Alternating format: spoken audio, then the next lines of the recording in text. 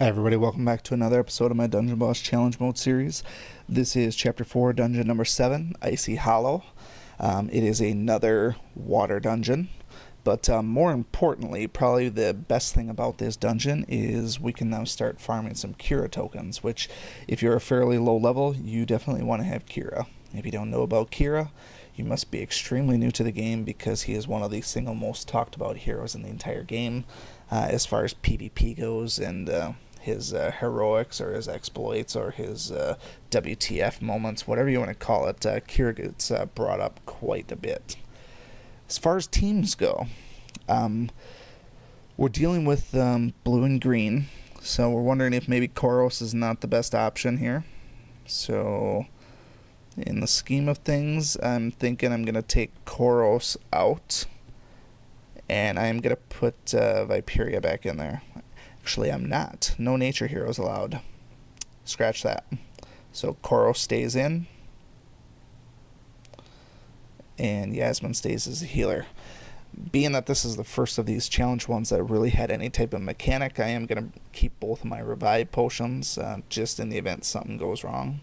And it's an epic dungeon too, so if you're struggling with it, there's two things. One, ruin up your heroes, or maybe just level up to 57 like I'm at, and maybe that'll just give you overall decent hero power with stars, or just having a decent roster.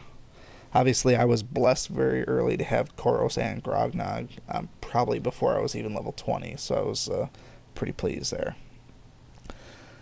In the interest of staying alive, I think it's best if I actually go ahead and do my skills rather than try to auto-run this. We don't need to throw away a potential 3-star just out of our own vanity.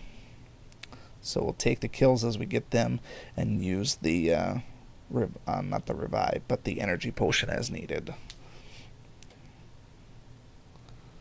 So these guys all hit pretty good. I probably don't want to do another turn of this, so we'll use Grognog here. They don't have evasion, so that's good, so they shouldn't be dodging everything. And I believe the boss is actually Yurishi Reborn again, which we literally just fought him not long ago. So should be like Yurishi Reborn twice. So he's one of those guys that comes up a couple of times here and there. The other guy is Utica the Forgotten. I don't like that all these guys are attacking first.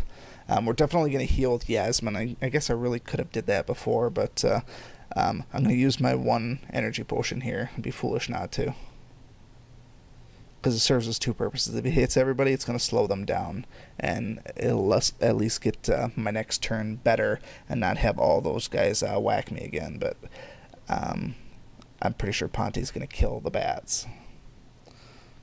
Nobody dodged, so all good. So depending on what Yurishi wants to do, he's a tough one this time around, I guess. I guess when he was reborn, he gathered up some defense a little bit here. At least there's only 2 hits on that rampage. Alright, so he's definitely getting another turn in there. That's going to happen. I don't think these guys are going to cut it. Fortunately, he didn't have a skill. That's good. Now he's dead. So not overly difficult, even though we didn't have nature heroes. That's quite alright. We can easily compensate with what we had, so felt pretty good about that one. But that is going to wrap up Chapter 4. Now, in addition to just farming some Leo tokens, which I know is a big deal for challenge mode, Leo can be extremely helpful at times. In fact, I use him quite a bit with my damage reduction team. He just happens to fit in there nicely and keep reviving people, provided we're not going against Hopper.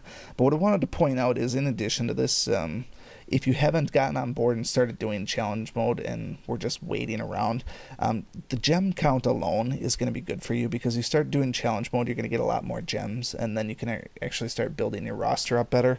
Or in my opinion, rather than wasting all of your gems on roster, start focusing on those runes. Depending on your level, don't commit too much to lesser runes. But definitely some improved ones would be good. If you can get to the point where you can make graders, that'd be helpful as well. So we can see just from the map we're going to transition. Should be up in a second. We will transition out of here and head into Chapter 5, Kang Kung Dungeon. That will be the next series of videos coming up, so just hang in there. We will have those shortly. Thank you so much for watching this video and supporting my channel. If you like this video, please show your continued support by hitting that like button, and be sure to check out both my YouTube channels for new content all the time. And always remember, peace is a lie, there's only passion. We'll see you next time.